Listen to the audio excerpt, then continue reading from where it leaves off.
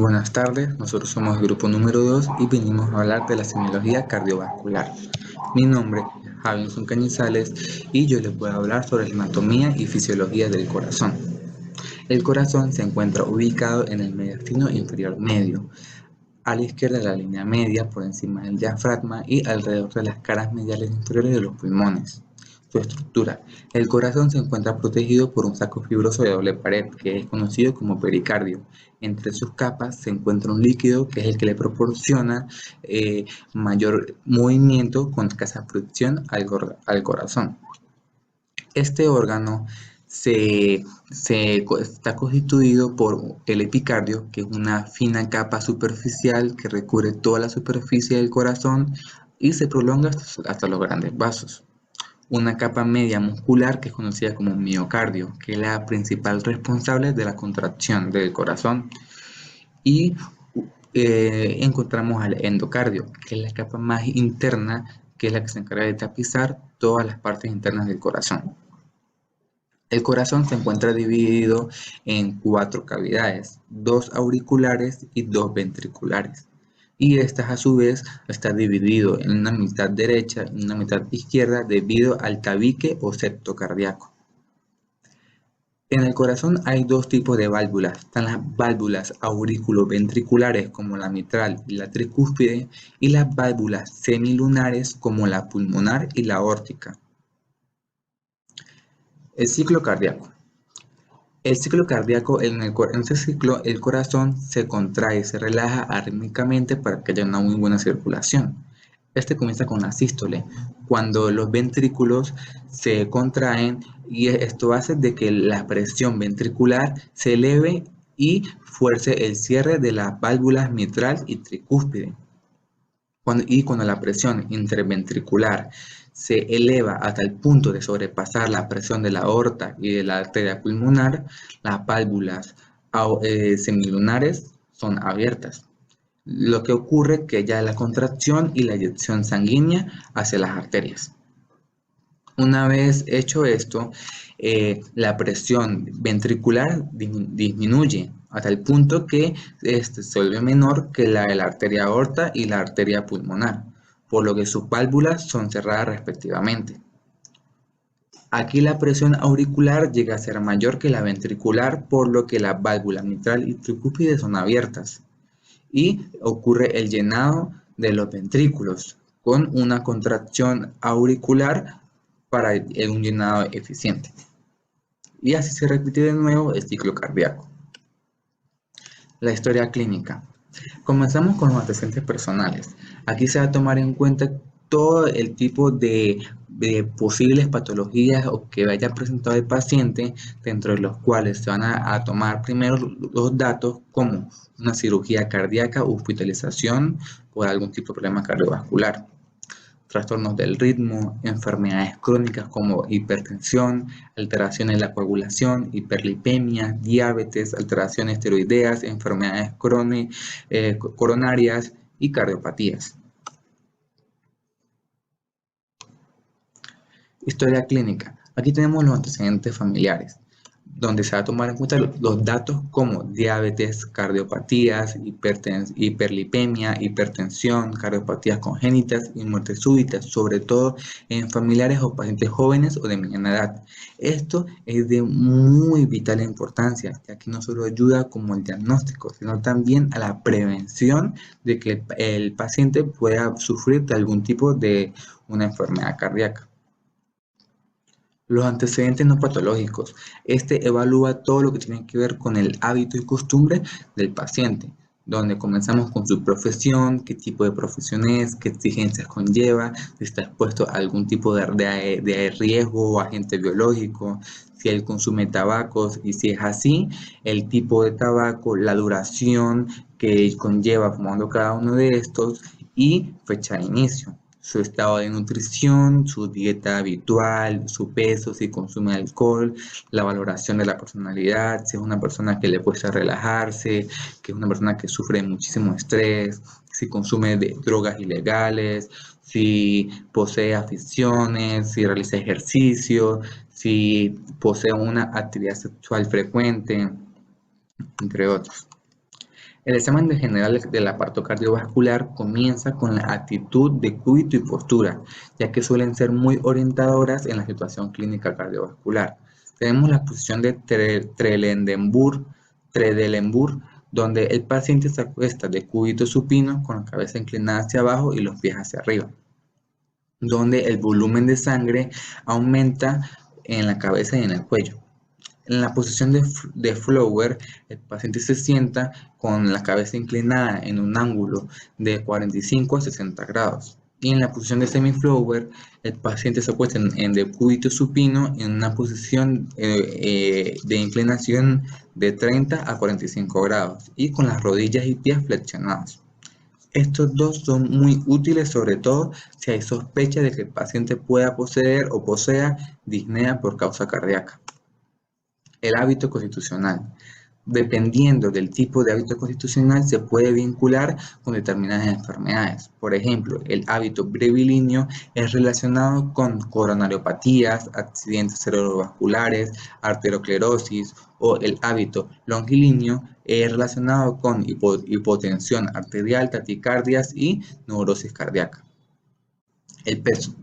Los pacientes que sufren de obesidad son muy propensos a sufrir hipertensión, obstrucción de los vasos sanguíneos debido a la gran cantidad o exceso de tejido adiposo. Y los pacientes con desnutrición son muy probables o propensos a que sufran distintos tipos de miocardiopatías. Coloración de la piel y las mucosas. La palidez en la semiología cardiovascular es muy relacionada con valvulopatías congénitas. La cianosis es comúnmente ocasionada debido a la obstrucción de los vasos sanguíneos y como hay una lenta circulación, eso es lo que causa de que la piel se torne de un color azulado por la falta de oxígeno. Y la ictericia es debido al aumento de bilirrubina, que desde el punto de vista cardiovascular puede llegar a ser muy importante. El edema. El edema cardiovascular comienza con la producción excesiva del líquido intersticial que se va acumulando en los pies y en los tobillos. Y si el edema cardíaco progresa, puede incluso subir hasta la pared abdominal. La fiebre. Si el paciente presenta síntomas febriles ya desde más de 15 días, se puede sospechar de una endocarditis infecciosa, un infarto de miocardio por necrosis y una pericarditis epistenocardíaca. La cabeza. Este se realiza con el fin de ver si hay movimientos sincrónicos con la frecuencia cardíaca. En el signo de Muset, los movimientos afirmativos de la cabeza son sincrónicos con los latidos cardíacos, por lo que se puede presentar una insuficiencia aórtica. Y en el signo de Muller, la pulsación de la úvula y el enrojecimiento de las amígdalas y el velo del paladar sincrónicamente puede también ser causado por una insuficiencia cardíaca.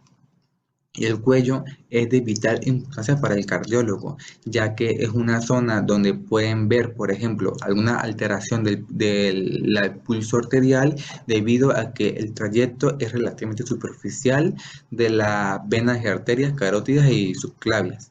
Y a su vez que en el hueco supraesternal se puede sentir el pulso aórtico. Muchísimas gracias.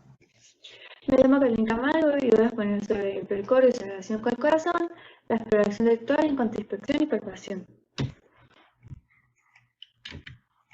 Entendemos que la superficie intelectora más cercana al corazón y la obra racional precordio se encuentra entre el segundo y quinto espacio intercostal en sentido vertical, en situaciones normales, en ellas del canal aórtico de estructuras miasténicas que componen al corazón. Los límites del precordio tenemos el superior derecho, que se encuentra en el tercer costal del cartílago derecho.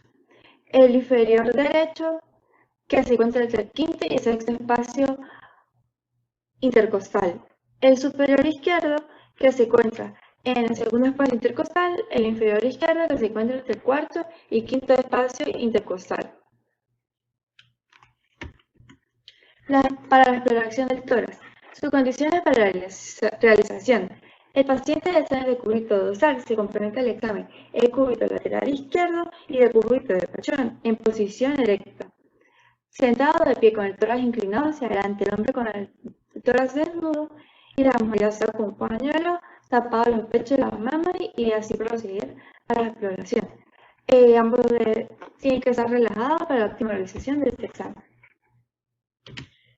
Los pasos a seguir son inspección, palpación, percusión y auscultación. El dolor de tórax se denomina como una sensación de molestia y confort localizado en el tórax. Es un síntoma que puede presentarse como manifestaciones de muchas patologías o eliminarse de estructuras torácicas o exotorácicas. Puede ser de origen respiratorio, ya sea que afecten las pleuras, digestivas, esofágicas, musculoesqueléticas o misceláneas, ya sean ataques de pánico o de ansiedad. Determinar el dolor de tórax es muy complejo, ya que varios sistemas se encuentran o se pueden manifestar en este dolor. Las características del dolor torácico. Se encuentra presencia de factores de riesgo cardíaco, momento concreto de aparición, realización con esfuerzo físico o episodio emocional, desaparece y se puede poner causa al estimulante. Generalmente obliga al paciente a interrumpir el sueño. El paciente puede despertarse del sueño, menor dolor por la mañana, temprano después de hacerse comer. Mayor probabilidad en clima frío.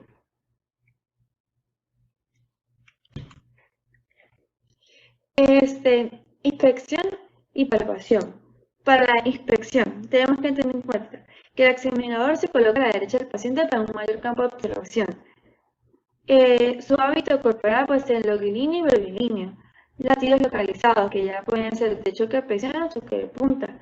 Deformaciones torácicas que también hacen que varíen los resultados de este, como efecto excavatum, dolores en tónel, circunferosis grave, mastectomía radical, ginecomastia, politelia. Tenemos los latidos precordiales, que son latidos localizados, también conocidos como difusos, universales del tórax. Pueden observarse en una propulsión sincrónica con un pulso hacia afuera, que sería latido positivo, una realización sistólica, que sería latidos negativos. Tenemos que analizar la localización, extensión y amplitud y fuerza, es decir, la intensidad de estos latidos. Los latidos localizados pueden ser positivos o negativos. Los latidos positivos se ubican en el mango esternal, en el segundo espacio intercostal izquierdo, el segundo espacio intercostal derecho y el espacio parasternal izquierdo. Y los latidos negativos pueden ser precordiales o infraescapulares izquierdos. Los latidos generalizados son movimientos de vascularización que abarcan toda la región precordial.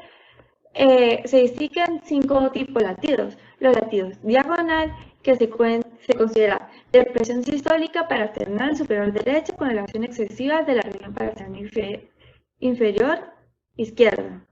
Los latidos diagonal invertido, el latido sentido contrario al anterior.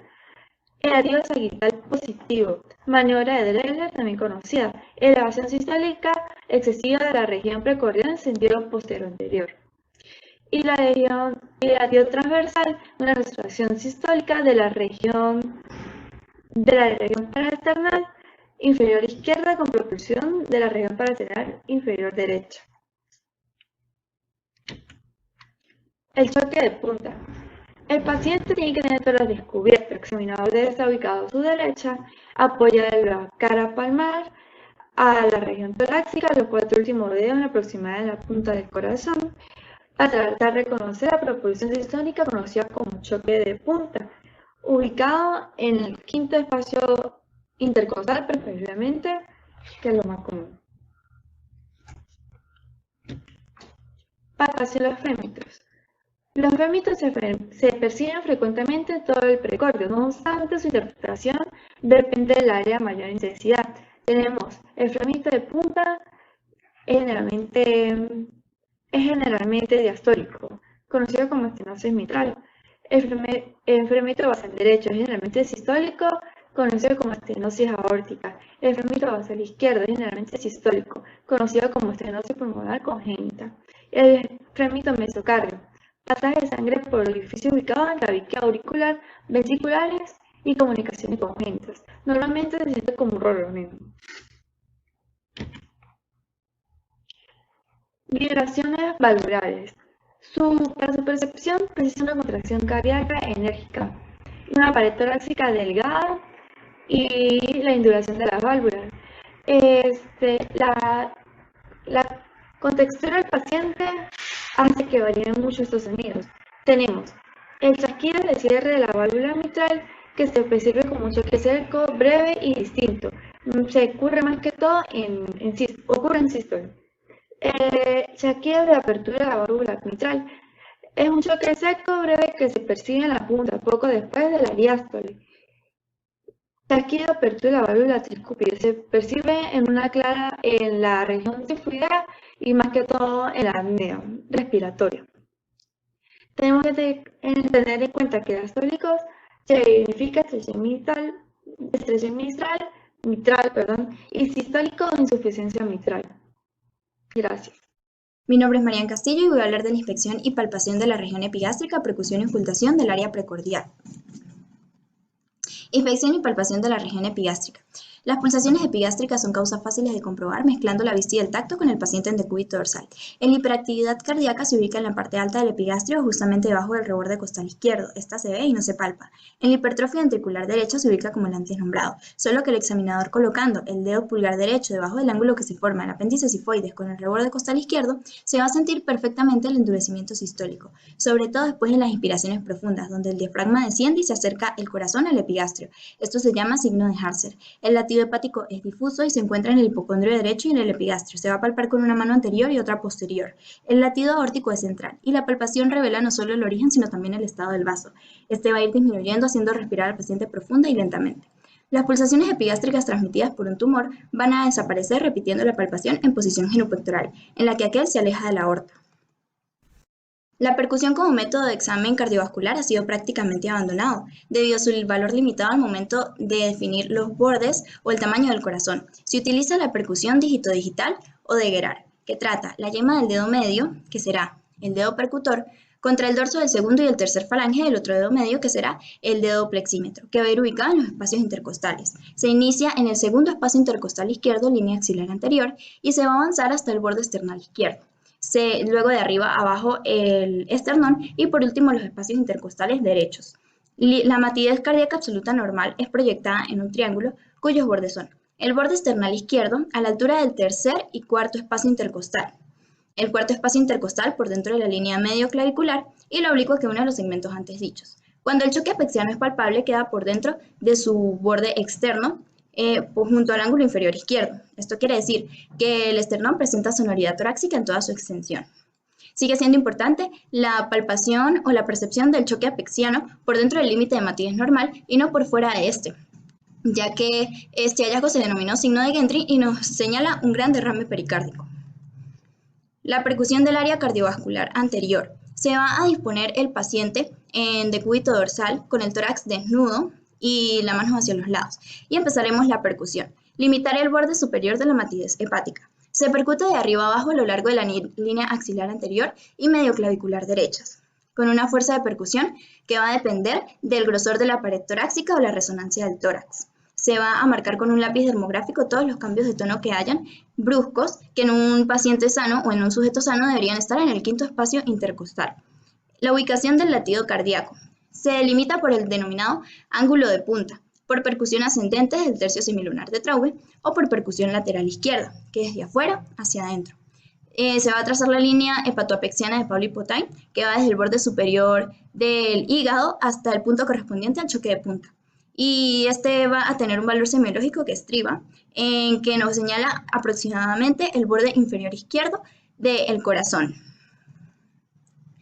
Determinación del límite derecho del área cardiovascular, con percusión profunda, de afuera hacia adentro, y empezando por la línea medioclavicular, a la altura del cuarto y sexto articulación controesternal, se va a empezar a percutir de manera ascendente hasta llegar al borde esternal derecho, en la tercera articulación controesternal, a niveles normales, que es donde va a terminar el área auricular y comienza el área aórtica. Investigación del límite izquierdo del área cardiovascular. Este se va a encontrar sobre la tercera articulación controesternal, donde la aorta va a dibujar un casquete convexo hacia la izquierda. Y más abajo se va a encontrar una convexidad cardíaca perteneciente al ventrículo izquierdo. Este borde no debe percutirse muy fuerte, sino se debe aceptar cualquier cambio de tono apreciable, pues así nos vamos a mantener a un dedo de distancia del contorno real del ventrículo izquierdo. Auscultación cardíaca nos proporciona informes valiosos. El paciente debe estar caliente y relajado antes de comenzar, pero el estetoscopio siempre debe aplicarse con el tórax descubierto. Siempre hay que auscultar de una manera sistemática, de la base al ápex o del ápex hacia la base. La auscultación debe realizarse en cada una de las 5 áreas cardíacas, pero no solo limitarse a ellas. Existen 5 focos tradicionales: el foco aórtico, segundo espacio intercostal derecho, borde esternal derecho, el pulmonar, segundo espacio intercostal izquierdo, borde esternal izquierdo, el área secundaria o de ERB, tercer espacio intercostal izquierdo, borde esternal izquierdo, el tricúspide, cuarto espacio intercostal izquierdo, borde esternal izquierdo en su parte inferior, y mitral o apical, quinto espacio intercostal izquierdo, por dentro de la línea medioclavicular, en la proximidad de la punta. Normas de auscultación. Debe realizarse en un ambiente tranquilo, ya que nada nos va a distraer nuestra atención. La posición para la auscultación es variable. La que mejor da resultados es en decúbito dorsal, en la que el examinador está al lado derecho del paciente. Otros fenómenos acústicos se escuchan mejor en decúbito lateral derecho, decúbito lateral izquierdo o en posición sentada con el tórax ligeramente incorporado, que esto se llama posición de Harvey. Habituarse a un tipo de auscultación sistemática. La técnica de auscultación cardíaca. Hay que asesorar al paciente cuándo debe respirar normal o cuándo debe mantener la respiración después de expiración o inspiración. Y con el paciente sentado algo inclinado hacia adelante y en inspiración, auscultar los 5 focos. Esta es la mejor posición para escuchar los ruidos de alto tono como los soplos cardíacos, con el diafragma del estetoscopio. En decúbito supino, auscultar los 5 focos. En decúbito lateral izquierdo, ausculte los 5 focos. Esta es la mejor posición para escuchar los ruidos de llenado de bajo tono con la campana del estetoscopio. Otras posiciones van a depender de los hallazgos. Por ejemplo, en decúbito lateral derecho nos va a ayudar a auscultar un corazón rotado hacia la derecha por dextrocardia. Ausculte los 5 focos. Los ruidos cardíacos normales. Existen 4 ruidos cardíacos básicos: primer, segundo, tercer y cuarto ruido. Los 2 primeros son los más diferenciados y deben escucharse o estudiarse por separado, ya que nos van a brindar informes valiosos sobre el funcionamiento cardíaco. El tercer y el cuarto ruido pueden estar o no presentes. Su ausencia es un hallazgo habitual y su presencia no siempre nos va a indicar un hallazgo patológico. Pero siempre hay que tener cuidado que sea un paciente mayor de 40 años, ya que ahí sí debería estudiarse con relación de los demás elementos del ciclo cardíaco. El primer y segundo ruido. El primer ruido es producido por el cierre de las válvulas auriculoventriculares. Este nos indica el inicio de la sístole y se va a escuchar mejor en la proximidad de la punta que en la base. El segundo ruido nos marca el cierre de las válvulas semilunares y nos indica el final de la sístole. Se escucha mejor en el foco pulmonar y en el aórtico. Cabe destacar que siempre hay una sincronía entre la válvula tricúspide y la válvula mitral, pero si es más marcada de lo normal, el primer ruido va a estar desdoblado y se escucha mejor en el área tricúspide. El tercer y el cuarto ruido. Siempre hay 2 fases en el llenado ventricular. Durante la diástole, en la fase pasiva, se va a producir el tercer ruido. Es suave de bajo tono y se va a dar por la vibración de las paredes ventriculares. El cuarto ruido se produce en la presístole o en un momento tardío de la diástole y se va a producir por la vibración de las paredes ventriculares, por las papilas o por la vibración de las válvulas, y puede confundirse con un primer ruido desdoblado por lo que se da en la presístole. Estos son muy difíciles de ocultar, por eso se pide al paciente que levante una pierna para el retorno venoso, que aumente el retorno venoso, o que apriete la mano del examinador repetitivamente para que aumente la presión arterial. Y de esta manera puede que estos ruidos sean más fáciles de oír. Gracias. Buenas, mi nombre es Carlos Chávez y hoy les hablaré sobre el desdoblamiento de los ruidos cardíacos. El desdoblamiento es un término utilizado para definir la insuficiencia de las válvulas mitral y tricúspides o de las válvulas pulmonar y aórtica para cerrarse de forma simultánea. También se puede conocer como la separación de cada uno de los tonos cardíacos en sus respectivos componentes, mitral y tricúspidio para el primer tono y aórtico y pulmonar para el segundo tono. El desdoblamiento puede ser fisiológico, cuando es debido a la sincronía normal de los procesos sonoros de la circulación pulmonar y sistémica. El desdoblamiento del S1 no suele ser audible por lo habitual, ya que el ruido que produce la válvula tricúspide al cerrarse es demasiado débil para ser percibida en la auscultación. No obstante, en ocasiones puede escucharse en el área tricúspide, especialmente en la inspiración profunda. El desdoblamiento del primer ruido es raro. En muchos casos se trata de un ruido auricular patológico o de un clic sistólico. Ambos constituyen un falso desdoblamiento. El desdoblamiento del S2 es un episodio esperado, ya que las presiones son más altas y la despolarización se produce antes en el lado izquierdo del corazón. Los tiempos de eyección son más largos en el lado derecho y la válvula pulmonar se cierra un poco más tarde que la válvula aórtica. El S2 está compuesto en realidad por dos ruidos, los cuales se perciben durante la expiración. El cierre de la válvula aórtica, en este caso denominada A2, contribuye a la mayor parte del S2 cuando se percibe en las áreas aórtica o pulmonar. El A2 tiende a enmascarar el sonido del cierre de la válvula pulmonar, denominada P2. Durante la expiración, el P2 puede producir ligeramente más tarde, dotando al S2 de dos componentes diferenciados. Esto es un S2 desdoblado. El desdoblamiento se escucha más a menudo y es más fácil de detectar en el individuo joven. No se oye bien en adultos mayores. Esto se debe a la tendencia del aumento del diámetro antero-posterior del tórax a medida que aumenta la edad. Durante la expiración, la disparidad en cuanto a tiempo de eyección tiende a disminuir y el desdoblamiento puede desaparecer. Los tiempos de eyección tienden a igualarse cuando se contiene la expiración, de modo que esta maniobra también puede eliminar el desdoblamiento. Así pues, el grado de desdoblamiento del S2 es evidente, sobre todo durante la inspiración. Varía entre fácilmente auscultable y no detectable. El ciclo respiratorio no siempre es el factor dominante. El intervalo entre los componentes resulta ser fácil de discernir durante todo el ciclo respiratorio. Cuando los componentes aórtico y pulmonar están ampliamente separados y ello no cambia la respiración, se dice que existe un desdoblamiento permanente y fijo del segundo ruido. Esto es propio de la comunicación interauricular con cortocircuito de izquierda a derecha significativo. Si tal desdoblamiento persiste en ambas fases respiratorias, pero se atenúa en la respiración, se trata de un desdoblamiento permanente pero no fijo. Sus causas son varias. En ellas podemos identificar el retorno venoso anómalo, bloqueo completo de la rama derecha, comunicación interventricular y entre otras conocidas como también insuficiencia mitral. Ahora hablemos sobre los tipos de desdoblamiento. En el primer tipo tenemos el desdoblamiento amplio, que se hace más amplio cuando existe la activación retardada de la contracción o del vaciado del ventrículo derecho, lo cual da lugar al retraso del cierre de la válvula pulmonar.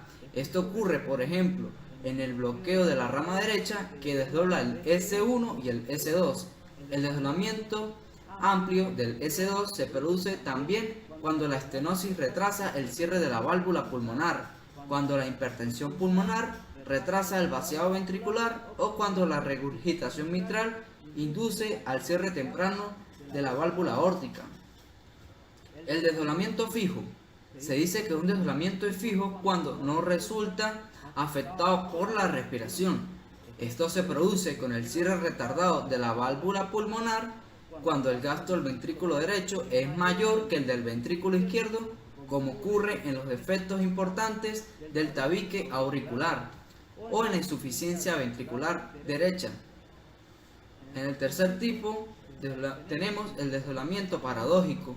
Se produce cuando se retrasa el cierre de la válvula aórtica, como en el bloqueo de la rama izquierda, de manera que el P2 se produce antes, seguido del A2. En este caso, el intervalo entre el P2 y el A1 se escucha durante la expiración y desaparece durante la inspiración. Muy bien, ahora hablaremos sobre los ruidos agregados. En general, las válvulas cardíacas se abren sin hacer ruido.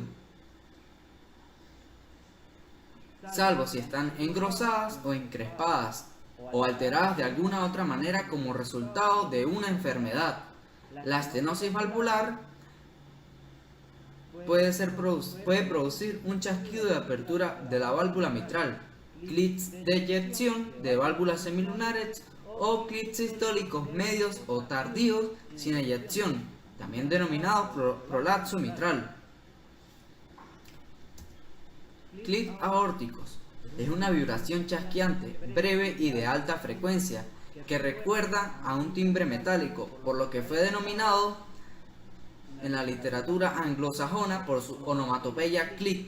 Es el responsable de muchos de los falsos desdoblamientos del primer ruido, ya que es simplemente el reforzamiento de su componente eyectivo, lo que produce las vibraciones de la pared aórtica, las valvas y los anillos sigmoideos, con cierto grado de fibrosis. Sus causas más comunes son la estenosis aórtica valvular extensa y no calcificada, y la hipertensión arterial grave y la ateromatosis senil de la aorta suprasigmoidea.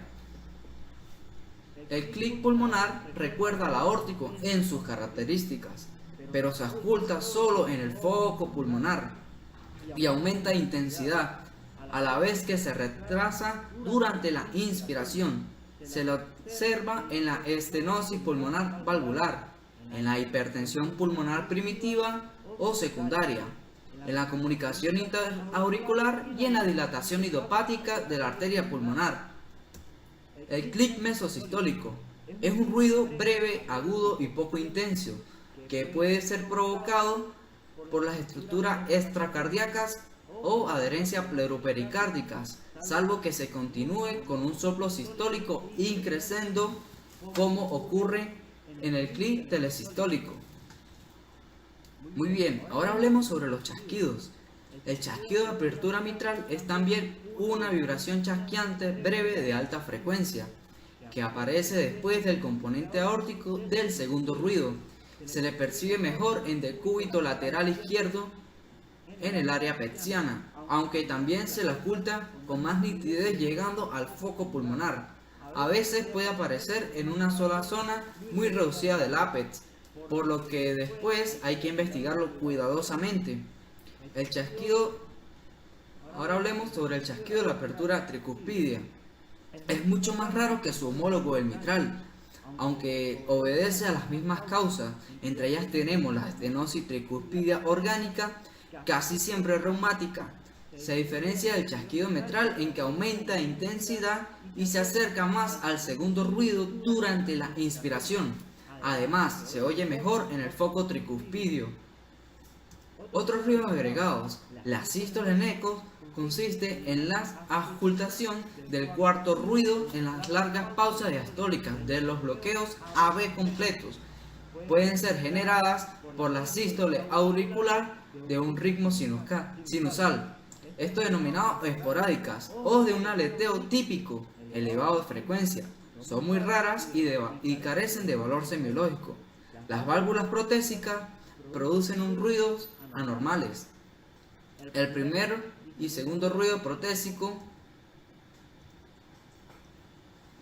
tienen cierto timbre metálico, semejante a un clic sistólico. Si esto ha puesto la colocación de una prótesis de la válvula mitral, se escuchará un claro clic precoz en la diástole, más fuerte en la punta y que se transmite en sentido precordial.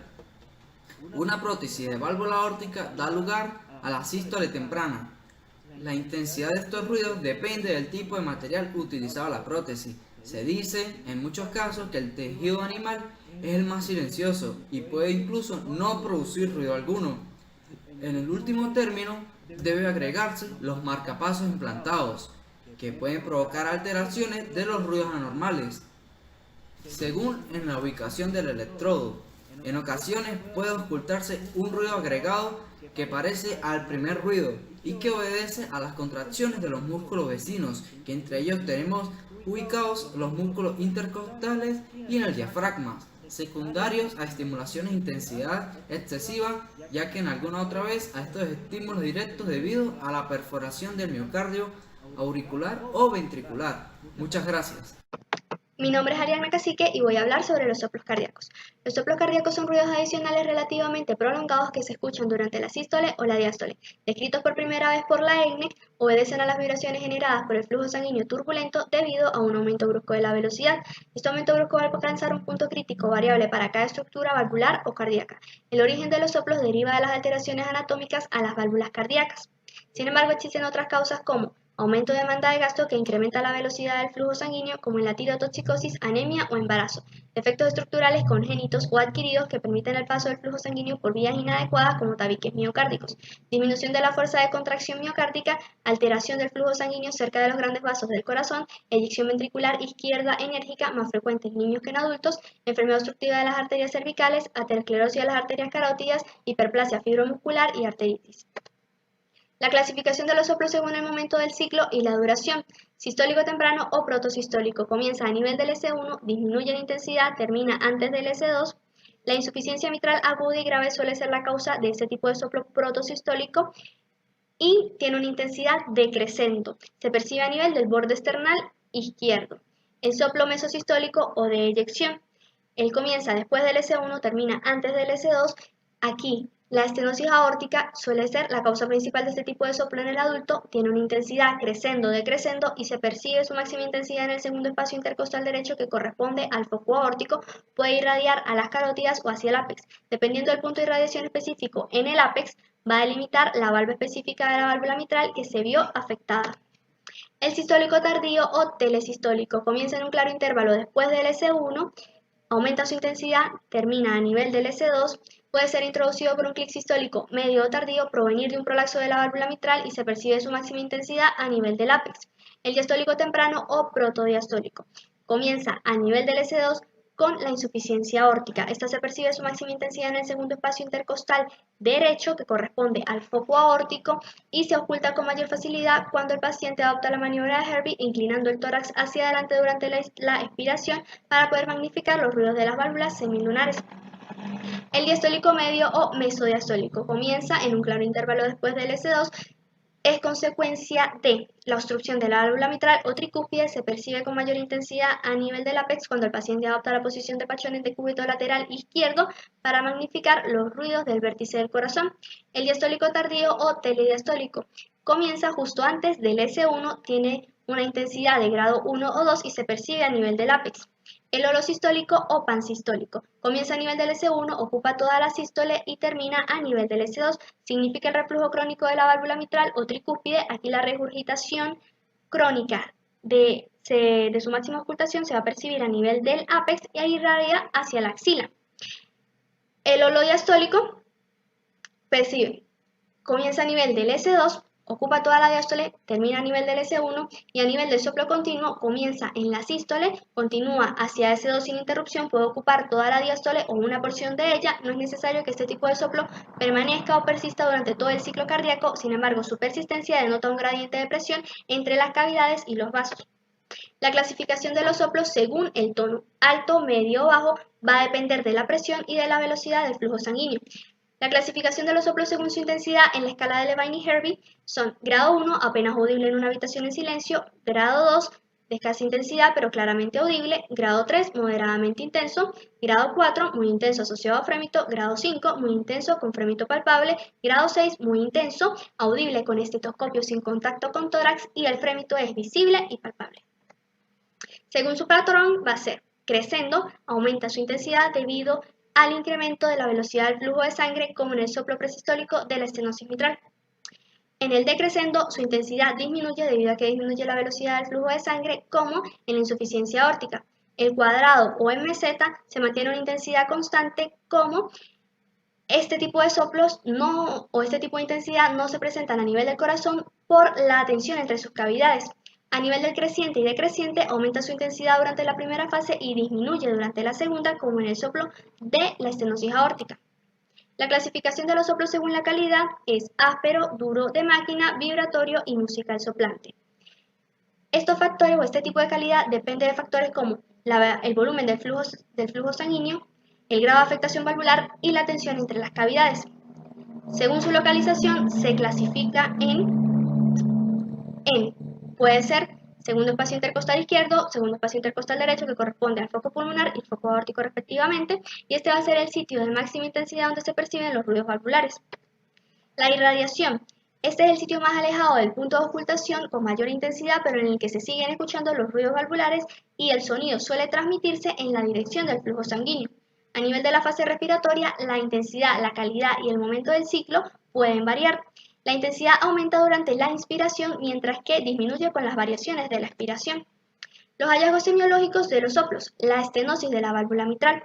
Aquí la válvula estrechada restringe el flujo de avance, ocasionando una eyección forzada al ventrículo. Puede ser causada por una infección cardíaca, una fiebre reumática y se percibe a nivel del ápex cuando el paciente adopta la posición de pachón en decúbito lateral izquierdo, magnificando los ruidos del vértice del corazón. La estenosis aórtica. Aquí la calcificación de las cúspides valvulares restringe el flujo de avance, ocasionando una eyección forzada del ventrículo a la circulación sistémica.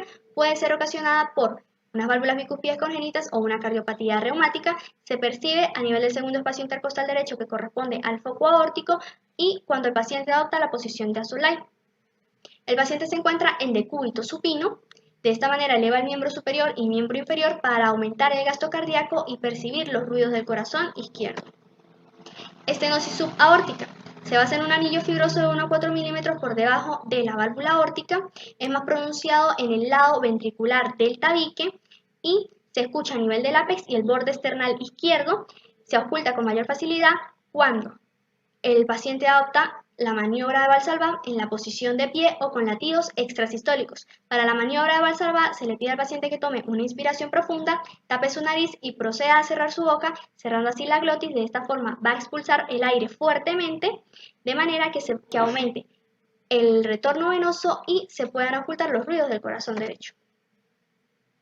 La estenosis pulmonar.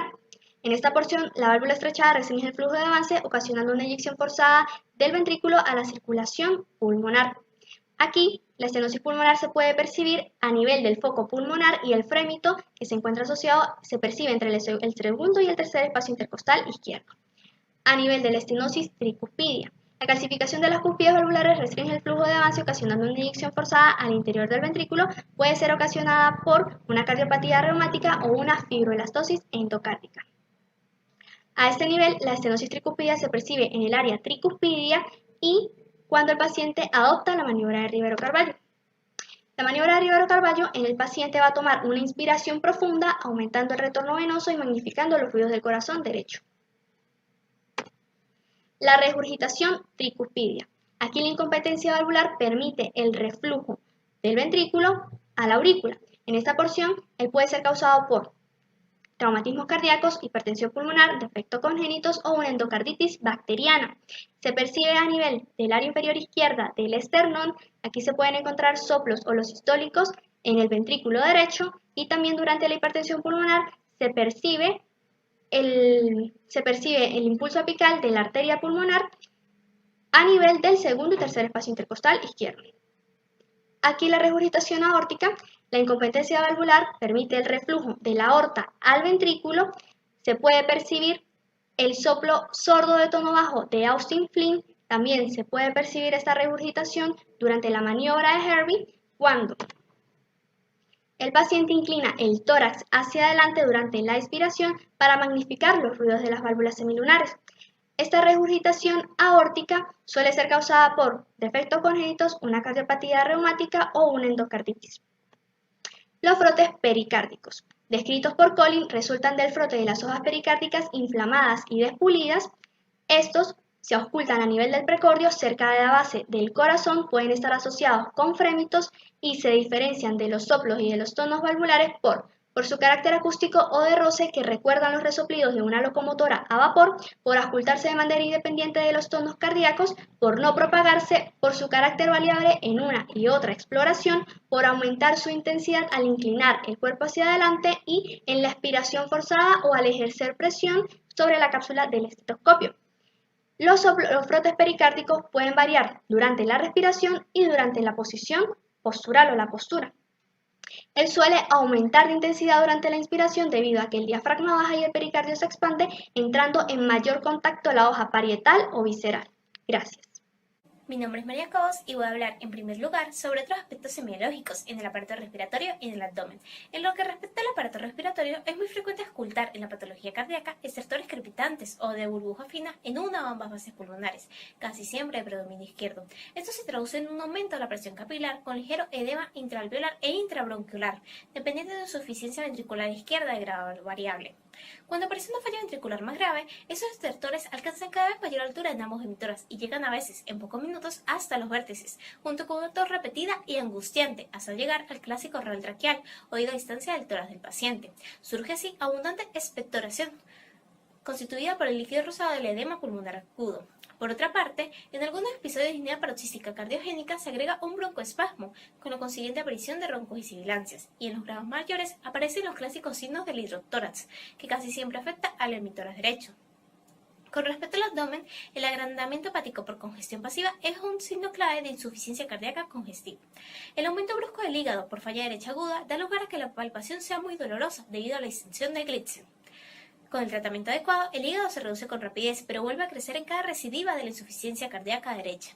Además, la citis es un elemento muy frecuente en las pericarditis constrictivas de un 60 o 75% de los casos, donde además de onda cística y desplegamiento de la cicatriz umbilical, puede detectarse el clásico signo del témpano. Por otro lado, un soplo en las fosas lumbares o del epigastrio en pacientes hipertensos puede indicar la estenosis de una o ambas arterias renales. También se puede detectar un soplo en el trayecto aortoiliaco en obstrucciones de diversos grados, generalmente aterosclerosas. Conviene puntualizar que al aplicar el estetoscopio se debe proceder con suavidad, ya que al hacerlo con demasiada firmeza puede provocar estrecheces artificiales, con los consiguientes falsos diagnósticos de obstrucciones arteriales inexistentes. Por último, la ausencia de ruidos hidroaéreos es un signo complementario de cierta utilidad ante la sospecha de trombosis mesentérica. Continuando con los vasos sanguíneos, su anatomía y fisiología, esos son los conductos encargados de asegurar el transporte de la sangre en el cuerpo humano, y son de tres tipos: las arterias, las venas y los capilares. La exploración física de esas estructuras es un componente fundamental de la valoración del paciente, ya que nos permite obtener conocimientos sobre su estado cardiovascular. En primer lugar, las arterias son los vasos que llevan la sangre desde el corazón hasta el resto del cuerpo.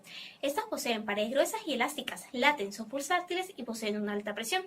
A medida que las arterias se alejan del corazón, se ramifican en repetidas veces, dando origen a arterias de calibre progresivamente menor. Por ello se distinguen tres tipos de arterias: las arterias elásticas, las musculares y las arteriolas, donde las arterias elásticas son las más cercanas al corazón y poseen un gran predominio de fibras elásticas en sus paredes.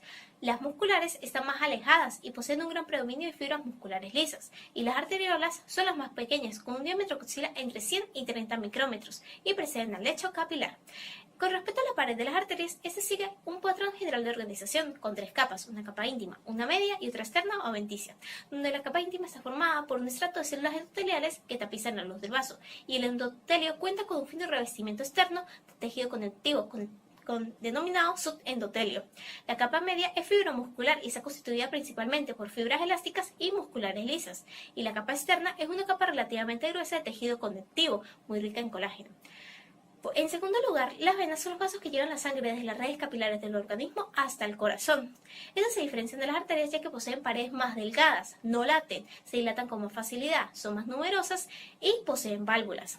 Las venas en su trayecto aumentan progresivamente de calibre, al igual que el grosor de sus paredes, y hay de dos tipos: las vénulas y las venas propiamente dichas, donde las vénulas resultan de la confluencia de las redes capilares.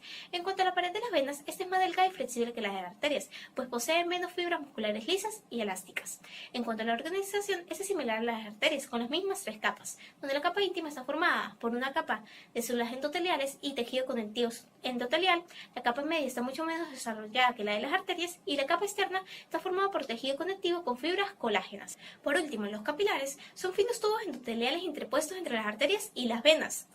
En ellos ocurren los intercambios entre la sangre y los órganos, ya sea en el sentido sangre-tejido para su nutrición o en el sentido tejido-sangre para la eliminación. El resultado de estos intercambios es la transformación de la sangre arterial rica en oxígeno en sangre venosa cargada en anhídrido carbónico. En cuanto a la pared de los capilares, está formada por una única capa de células endoteliales apoyadas sobre la membrana basal.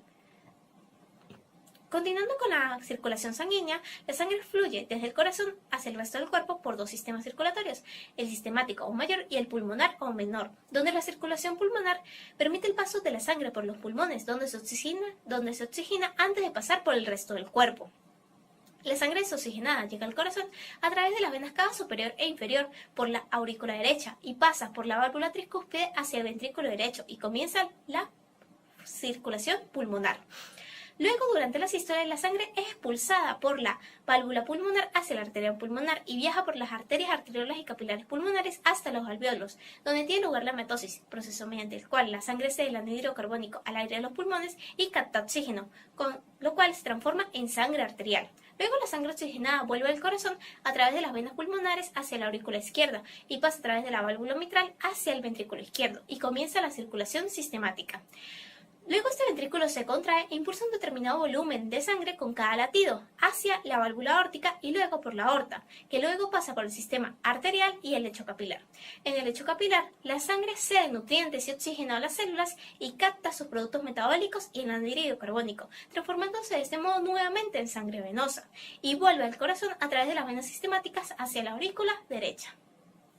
Cabe destacar que las funciones de la circulación consisten en atender las necesidades de los tejidos, transportando nutrientes hacia ellos y recogiendo sus productos de desecho, así como también transportando hormonas de una parte del organismo a otra y manteniendo, en general, condiciones de homeostasis de los líquidos tisulares del organismo para mantener una funcionalidad óptima y supervivencia de las células. Continuando con la presión y la tensión arterial, la presión arterial se define como la fuerza de empuje de la sangre sobre las paredes arteriales y se puede medir de manera directa de la luz arterial mediante la introducción de catéteres o agujas conectadas a transductores electromagnéticos. En cambio, la tensión arterial es la fuerza de magnitud similar a la presión arterial, pero en el sentido contrario, es decir, la presión que ejercen los vasos sanguíneos sobre la sangre. Este se puede medir con un manguito conectado a un simple manómetro o con los mismos sistemas de registro de la presión arterial.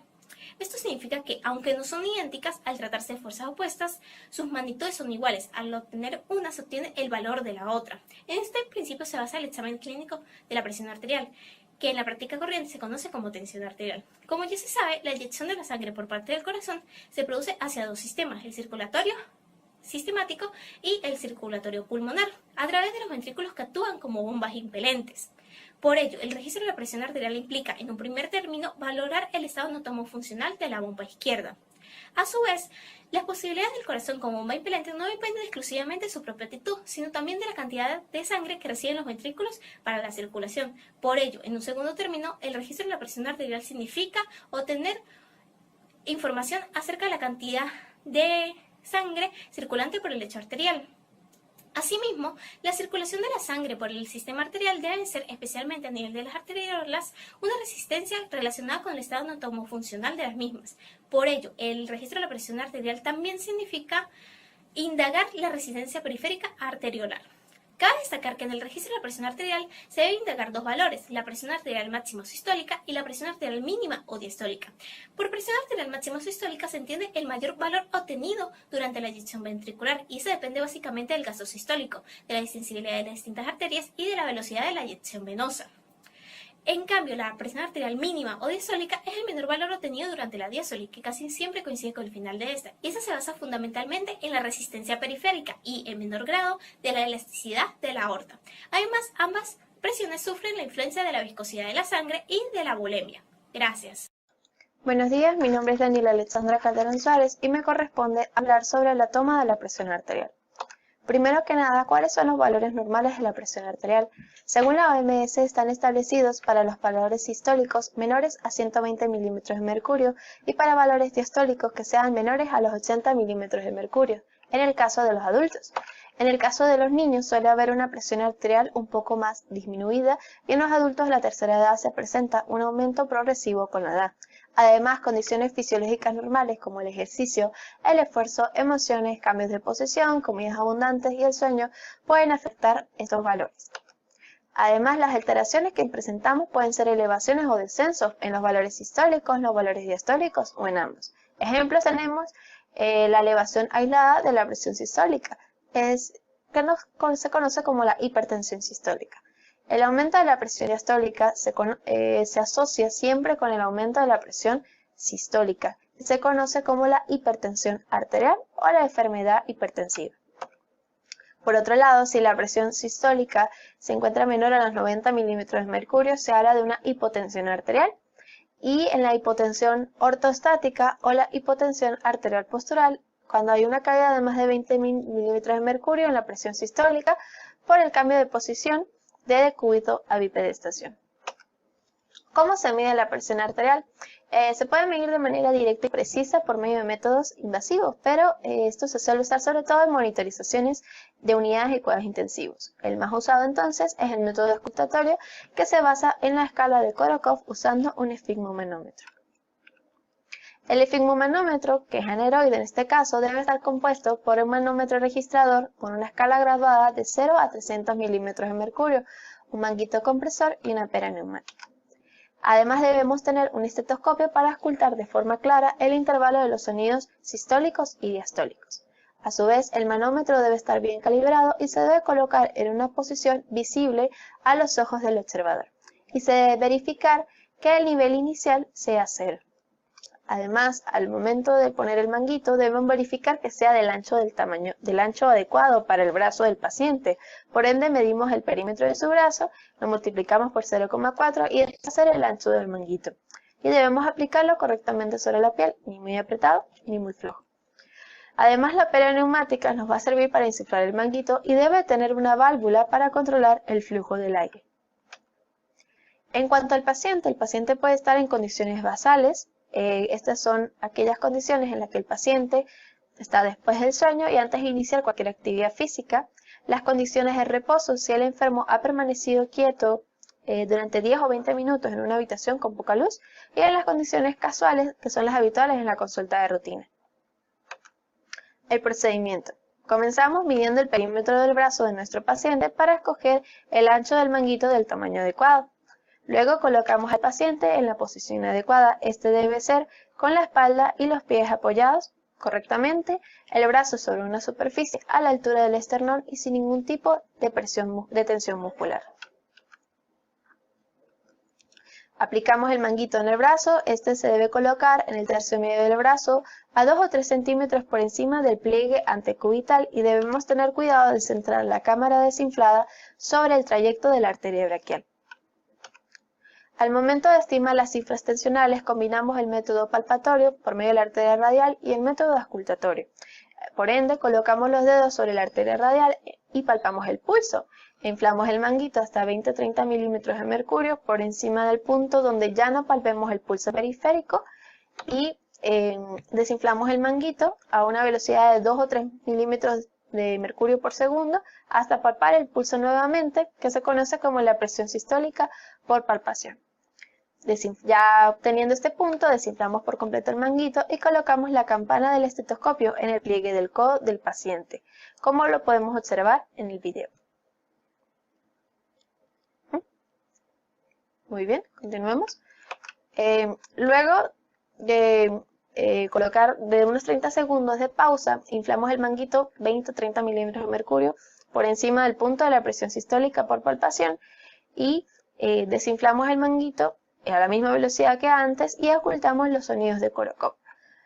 Los sonidos de Korokov son una serie de sonidos que se escuchan en el transcurso de la descompresión. Constan de 5 fases. La fase 1, que es una serie de ruidos sordos, fuertes y claros, y representa la presión sistólica. Es decir, el primer sonido que escuchemos va a representar el valor de la presión sistólica.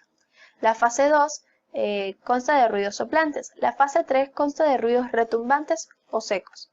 La fase 4 hay un cambio de tono, es un poco más apagado y es el primer ruido diastólico. Es el valor más aproximado de la presión diastólica verdadera, pero se suele tomar en cuenta a la fase 5, el segundo ruido diastólico, que es el último ruido auscultable. Es decir, en el momento en que dejemos de escuchar los sonidos de Korokov, es el punto para la presión diastólica. Habiendo auscultado los sonidos de Korokov, desinflamos por completo el manguito, lo retiramos del brazo de nuestro paciente y lo repetimos en el otro brazo. El mismo procedimiento. Las diferencias entre las medidas entre un brazo y el otro no deben pasar de 5 a 10 milímetros de mercurio de diferencia, y si se hacen determinaciones sucesivas para reducir el margen de error, se deben tomar en cuenta los valores más altos que registremos en el paciente. Repasando, los dos valores registrados van a ser la presión sistólica, es decir, la fase 1, y la segunda diastólica, es decir, la fase 5 de los sonidos de Korokov. Cabe destacar que si se hacen determinaciones sucesivas en el mismo brazo, se debe dejar un lapso de 2 minutos con el manguito desinflado para evitar la congestión venosa. En el caso de los esfigmomanómetros electrónicos con técnica Doppler, estos son más sensibles a las vibraciones y suelen transmitir la información a una pantalla digital, además de contar con la función de darnos la frecuencia del pulso. Cabe destacar que si la presión diastólica es mayor a los 90 milímetros de mercurio o si se sospecha de una coartación aórtica, se deben evaluar los miembros inferiores. Esto va a ser en la posición de decúbito prono preferiblemente. En el caso de la posición de decúbito dorsal, el paciente debe tener la pierna lo menos flexionada posible. En la posición de decúbito prono vamos a colocar el manguito en el tercio distal del fémur, centrando la cámara sobre la cara posterior del muslo y colocando la campana del estetoscopio en la arteria poplitea. En el caso de medir la tensión en un paciente en bipedestación, esto es porque presenta toma hipertensivo, porque presenta mareos posturales o porque tiene una depresión del volumen sanguíneo. El proceso es el mismo que si el paciente estuviera sentado, es decir, se mide en el brazo, pero el paciente pues se encuentra en una posición erguida. Las causas de error. El principal error que cometemos son colocar el estetoscopio debajo del manguito para apoyar el manguito y sujetarlo. Esto es erróneo, ya que contrae el estetoscopio contra la arteria. También tenemos el pozo de agujero auscultatorio. El pozo de agujero auscultatorio es la ausencia de los sonidos de Korokov momentáneo. Es decir, puede haber una confusión y creemos que al ausentarse los sonidos de Korokov estamos en el punto de la presión diastólica, y no es así, sino que los sonidos van a continuar después, por lo cual vamos a tener un punto de presión diastólica elevado. En el caso de la presión sistólica, si inflamos el manguito sin haber palpado antes el pulso, es decir, sin haber obtenido el punto de la presión sistólica por palpación, podríamos empezar a auscultar los sonidos de Korokov en el momento del pozo, lo que nos va a dar presión sistólica disminuida. También desinflar el manguito de manera muy rápida o muy lenta nos va a alterar los valores. Desinflarlo de manera muy rápida nos va a dar valores más disminuidos de lo que realmente son, y desinflarlo de manera muy lenta puede provocar una congestión venosa. También la elección errónea del manguito, un manguito muy apretado o un manguito muy flojo, afectan los valores. Si es muy apretado, pues nos va a dar una presión sistólica elevada, y pacientes fibrilados o con extrasístoles, con arritmias cardíacas, son pacientes que tenemos que tomar en cuenta a la hora de tomar la presión, ya que debemos realizar mediciones sucesivas y realizar un promedio. En el caso de la insuficiencia aórtica, puede que los sonidos no desaparezcan, por lo cual no vamos a tener una presión diastólica definida claramente. En el caso de la congestión venosa, ya sea patológica o provocada por un mal uso del esfigmomanómetro, nos va a dar valores diastólicos elevados y puede ocasionar valores sistólicos disminuidos. Muchas gracias. Continuamos.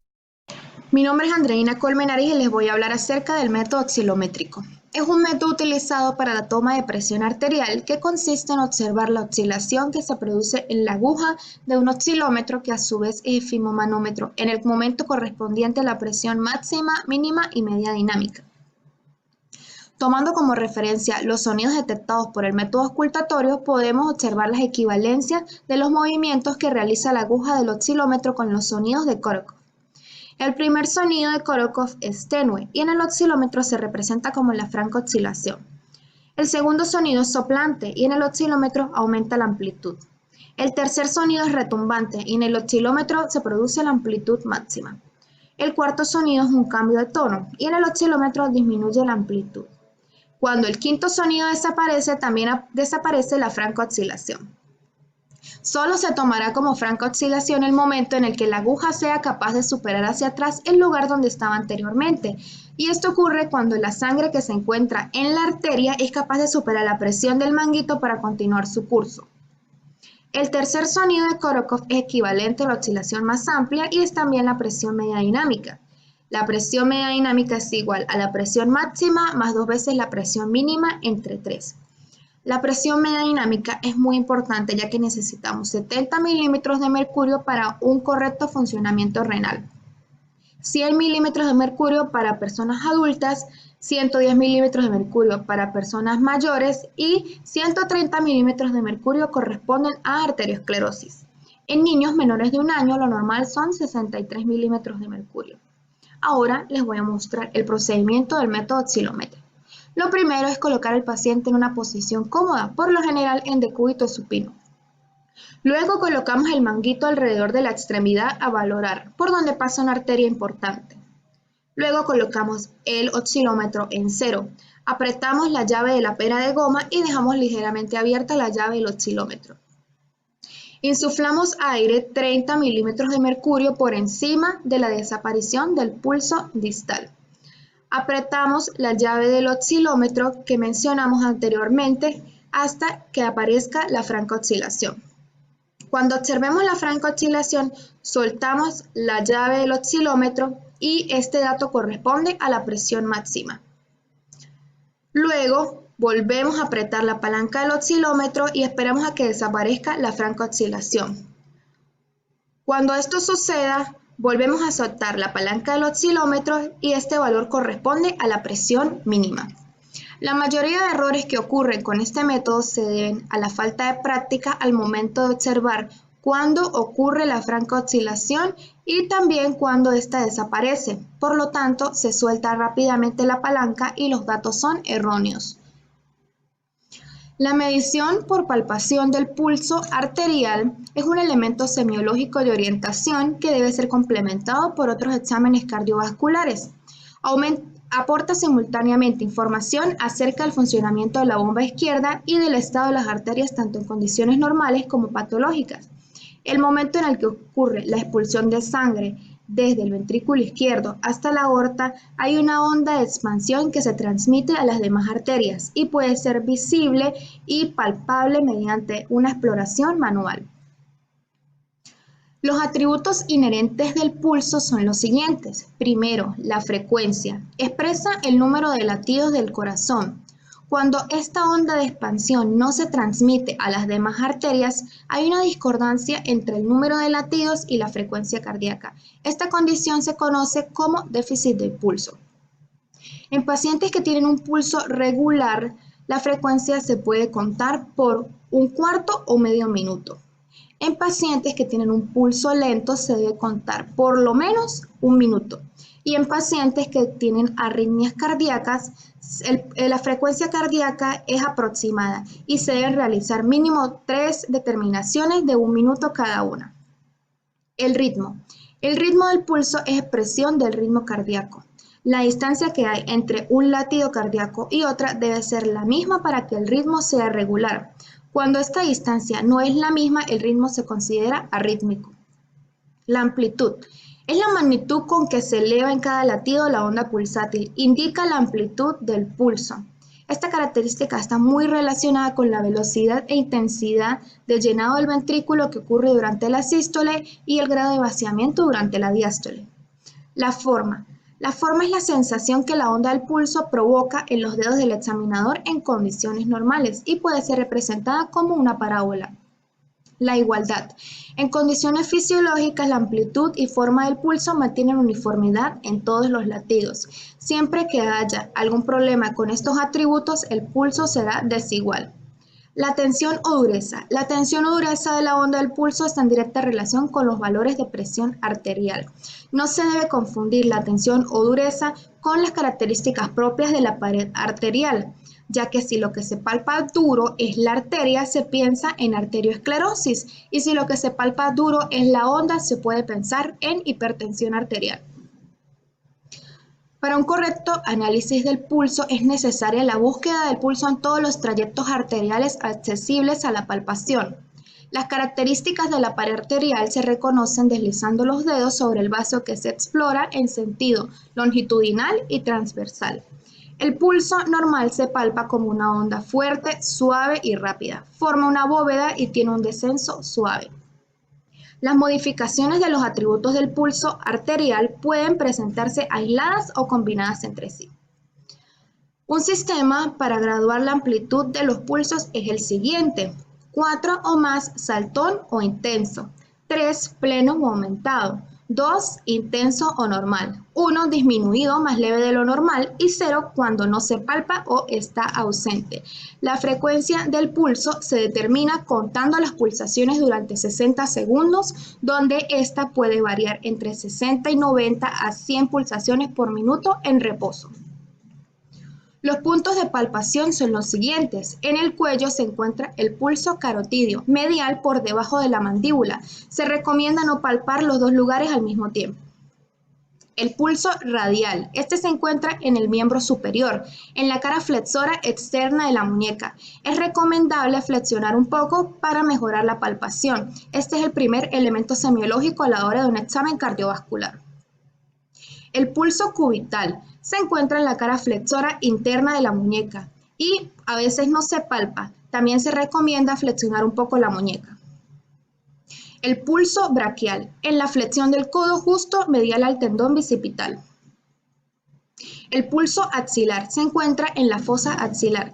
Se eleva el brazo haciendo un ángulo de 90 grados con la pared torácica y se palpa en la fosa axilar, donde se encuentran las inserciones del músculo pectoral mayor. El pulso femoral, bajo el ligamento inguinal a mitad de camino entre la espina ilíaca anterosuperior y la sínfisis del pubis. Es recomendable utilizar las dos manos para mejorar la exploración. El pulso popliteo, detrás de la rodilla y se presiona la fosa poplitea. Se colocan las manos en la línea media, pero este pulso es muy profundo y a veces no se palpa o un poco difuso. El pulso pedio, en el dorso del pie por fuera del tendón extensor del hallux. Si no se encuentra allí, se puede explorar más lateralmente. El pulso tibial posterior se encuentra debajo del malleolo interno del tobillo. A veces no se puede palpar debido a que el tobillo es muy grueso o presenta edema. Gracias. Hola, mi nombre es Ángel y yo les voy a hablar de la exploración en arterias periféricas. Cuando se va a realizar un examen físico se debe hacer en el orden que le parezca más conveniente o más cómodo a la persona que lo va a llevar a cabo. Y se van a explorar las arterias mediante la palpación y la auscultación. Mediante la palpación vamos a conocer el pulso arterial. Cosas a tener en cuenta es utilizar la yema del segundo y el tercer dedo, como se ve acá, y buscar arterias que se encuentren proximales a la superficie corporal o que descansen sobre un hueso, como la arteria radial o la arteria cubital. Una de las arterias más importantes es la carótida, ya que es una de las que se encuentran más cerca al origen del corazón y es una de las más fáciles de encontrar, de ahí radica su importancia. Y en cuanto a pulsos en extremidades, se debería de explorar al menos un pulso por cada extremidad en el paciente. Aquí en la imagen, por ejemplo, podemos ver el radial y el cubital. Auscultación. Cuando se va a auscultar a un paciente, se debe poner la campana del estetoscopio directamente sobre la arteria que vamos a revisar, ya que los soplos, murmullos o sonidos inesperados tienen un tono bastante leve, por lo cual son relativamente difíciles de escuchar. Los principales lugares o arterias a revisar cuando vamos a hacer la auscultación son el temporal, la arteria carótida, la arteria subclavia, la arteria aórtica, la arteria ilíaca, la arteria abdominal, la arteria femoral y la arteria renal. Cuando vamos a realizar la auscultación de la arteria carótida común, se le pide al paciente que por favor retenga la respiración durante algunos segundos, para que los ruidos de la respiración no interfieran con los ruidos de la auscultación. Un ruido corto y de tono leve podemos decir que es un soplo relativamente leve, mientras uno más agudo va a tener un tono más grave y más pronunciado, más prolongado. De la oclusión arterial e insuficiencia. Una arteria se puede ver lesionada o también se puede ver ocluida en cualquier parte de nuestro organismo, lo que le va a imposibilitar que se desarrolle de manera suficiente en cuanto a la función que tiene que cumplir en el organismo, lo que va a llevar a una mala circulación a los tejidos aledaños y de esto se van a originar ciertos síntomas o signos que van a tener que vienen enlazados con el lugar, la rapidez con la que se desarrolla el problema y el grado de la oclusión.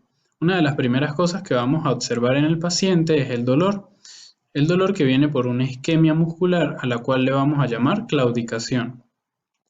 Ocurre por lo general cuando el paciente realiza alguna actividad física prolongada y suele ceder luego de algunos minutos de descanso. Algunas características a tener en cuenta sobre la valoración o oclusión son las 6P, que son las primeras 4 se puede decir que el paciente tiene una oclusión. Sin embargo, si presenta las últimas 2 se puede decir que la oclusión es aguda o grave. La primera es dolor, por pain en inglés, la segunda es palidez, la tercera es pulso ausente, la cuarta es pérdida de calor corporal, la quinta es parálisis y la sexta es parestesia. Para evaluar el nivel de oclusión. Para evaluar el nivel de oclusión se va a realizar un examen relativamente bastante sencillo, en el cual se le pide al paciente que se coloque o sentado o en posición de cúbito supino. Luego de eso se le va a pedir que levante una extremidad, la cual se va a evaluar, en la cual se presuma que se encuentra la oclusión, y nos vamos a dar cuenta de lo primero que vamos a notar es la palidez en la extremidad. Luego le vamos a pedir que se siente y que deje caer la extremidad o que la coloque en reposo. Y lo que tenemos que observar es el tiempo que tomó en retomar la coloración, como se ve por ejemplo en el video. Primero se le pide que levante la extremidad, luego que la coloque en reposo, y si la recolorización debería de ocurrir casi que al instante o en cuestión de segundos. Si tarda varios segundos o hasta minutos o más, se puede hablar de un problema bastante grave. Aquí en esta tabla podemos ver la localización, el lugar en el que se puede encontrar el dolor y la probable arteria que esté obstruida. La locación músculo de la pantorrilla, probable arteria, arteria femoral, el muslo, probable arteria, arteria femoral común o ilíaca externa, y el glúteo, arteria ilíaca o arteria distal. Podemos decir que si el dolor es constante, el paciente sufre de una oclusión aguda. Sin embargo, si el dolor es demasiado intenso, podemos asegurar que lo más probable es que tenga una oclusión en una de las arterias principales. Tiempo de llenado capilar. Para el tiempo de llenado capilar es un examen también bastante sencillo en el que se aplica presión al lecho ungual hasta que se vuelva blanco, como se muestra aquí en la imagen. Y luego la sangre debería de regresar al tejido de manera casi instantánea. Para ende, pues vamos a ver el video. Primero se le ejerce presión al paciente.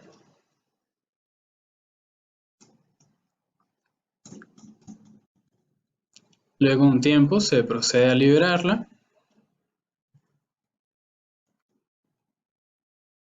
Y la recolorización debería ser instantánea, casi 2 segundos. Si dura 2 o más de 2 segundos, se puede decir que tiene algún tipo de problema. Aparte del tiempo de llenado capilar, podemos hablar de 2 presiones que se generan en un paciente sano, que son la presión hidrostática sanguínea, que por lo general se viene dando representado más que nada del lado de las arterias, y la presión osmática, que viene a ser representada por el lado de las venas. La del lado arterial empuja los líquidos hacia afuera y la de las venosas trata de atraer el líquido hacia adentro. Presión y pulso venoso. En cuanto a la presión y pulso venoso, tenemos que tener en cuenta 2 palabras importantes, que son turgencia y pulsaciones o pulso venoso. La turgencia son las características de la presión venosa sistemática, mientras que el pulso venoso son las características visuales sobre el ciclo cardíaco y sus alteraciones. Algo importante a destacar acá es que, a diferencia de las arterias, el pulso venoso es algo que se ve y no que se palpa. En cuanto a la presión venosa, podemos decir que es la presión media que se encuentra en la aurícula derecha y en las grandes venas sistemáticas interotorácicas.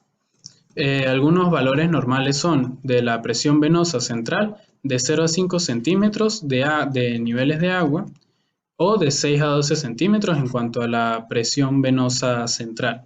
Estas por lo general se examinan en el cuello a nivel de las venas yugulares externas e internas. Estimación de la presión venosa.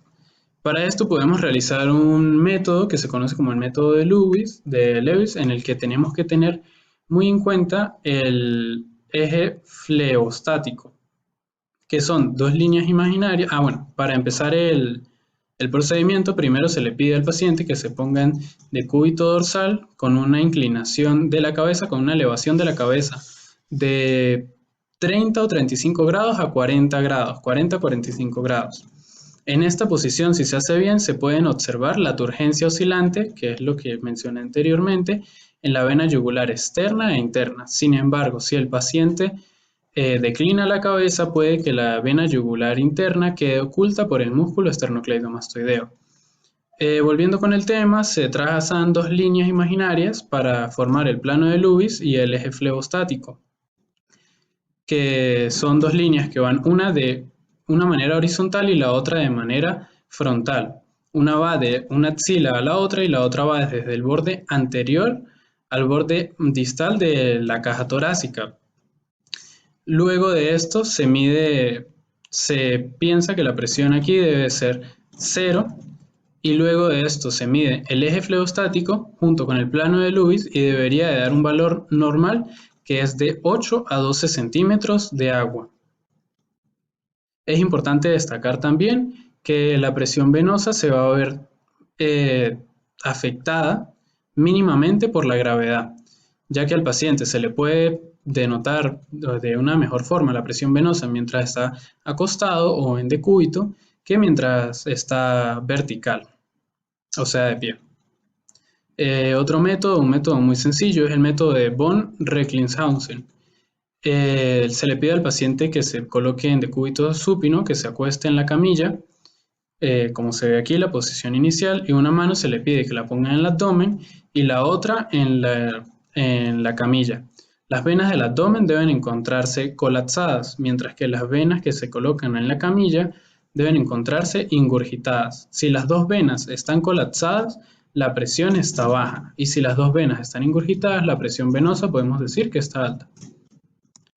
Finalmente, la alteración de la presión venosa central se puede ver disminuida o aumentada. Cuando se disminuye puede llegar a ser 0 en casos de deshidratación, hipovolemia o vasodilatación.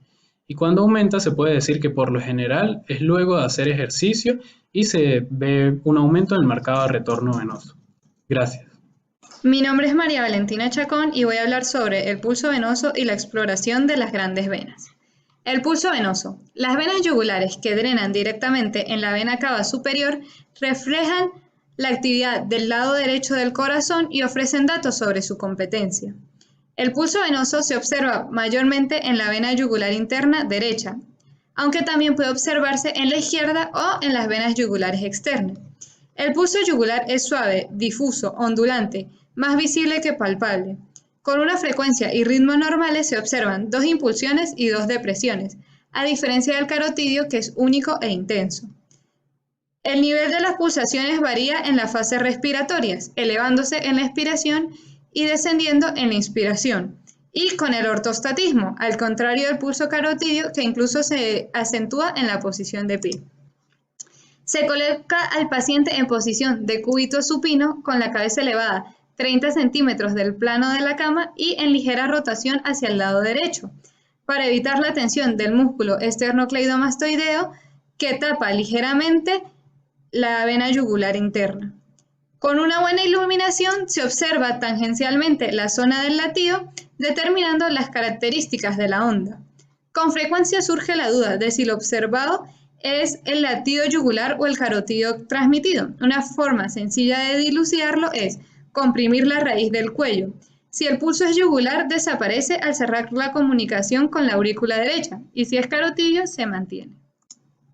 Exploración de las grandes venas de brazos y piernas. Pide al paciente que se recueste en posición de cúbito supino y busque signos de estasis venosa, como edema con signo de hoyuelo en las extremidades, pigmentación cutánea por estasis o ulceración cutánea. Pide al paciente que se coloque de pie y busque la presencia de venas dilatadas en piernas o brazos. Determine si hay oclusión venosa elevando las extremidades para ver si las venas se colapsan con prontitud. Si hay oclusión, palpe las paredes de las venas en busca de tapones o cordones duros. Evaluación de las venas de las manos. Las venas de las manos sirven como manómetros auxiliares de la presión del lado derecho del corazón. Con el paciente semiacostado, coloque la mano sobre la mesa de exploración o sobre la cama y palpe las venas que deben estar ingurgitadas para determinar que sean compresibles y que no estén estenosadas. Luego, eleve lentamente las manos hasta que las venas se colapsen. Con una regla, mida la distancia vertical entre la línea medio axilar al nivel de los pezones, que es el nivel del corazón, y el nivel de colapso de las venas. Este resultado es igual al de la presión venosa central, que en este caso fueron 10 centímetros. Para determinar que fue medido correctamente, descienda lentamente las manos hasta que las venas estén ingurgitadas nuevamente y elévelas hasta que vuelvan a colapsarse. Valoración de la obstrucción e insuficiencia venosa. En la zona afectada, el dolor aparece simultáneamente con tumefacción y sensación dolorosa del músculo afectado, ingurgitación venosa, eritema y cianosis. Examina al paciente tanto en posición supino como en posición erecta. Trombosis. Examine la presencia de enrojecimiento, engrosamiento o dolor al tacto de una vena superficial. Estos hallazgos en conjunto sugieren tromboflebitis de una vena superficial. Sospecha de trombosis venosa profunda si hay edema, dolor a la palpación o dolor espontáneo en una vena, sensación de plenitud en la pierna que aumenta al ponerse de pie o al caminar, ligera tumefacción que se puede determinar midiendo y comparando las partes altas y bajas de las extremidades, febrícula o taquicardia. Esto no se puede determinar solo con la exploración física. Los exámenes de flujo Doppler son diagnósticos. El signo de Hoffman. El paciente en posición de cúbito supino y con una mano flexiona la pierna y con la otra dorsiflexiona el pie. Si el paciente se queja de dolor, el signo es positivo, lo que generalmente indica trombosis. Edema. Inspeccione la presencia de edema en las extremidades, que se manifiesta con un cambio del contorno habitual de la pierna. Con el dedo índice, presione la prominencia ósea de la tibia o del malleolo interno durante unos segundos. Si la depresión no se rellena ni recupera su contorno rápidamente, sospeche de edema ortostático con fobia. La gravedad del edema se puede clasificar en la escala 1+ a 4+, siendo 1+, fobia ligera, sin distorsión visible, que desaparece rápidamente. 2+, fobia más profunda que en 1+, pero sin distorsión visible y que desaparece a los 10 o 15 segundos.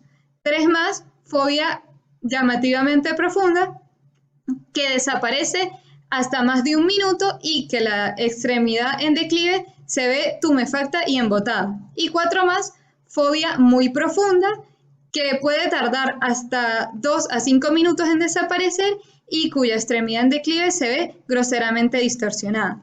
Cianosis. En la trombosis venosa profunda es frecuente observar cianosis de la piel, del tercio medio de la pierna o del pie, mayormente si la extremidad se encuentra más baja que el resto del cuerpo.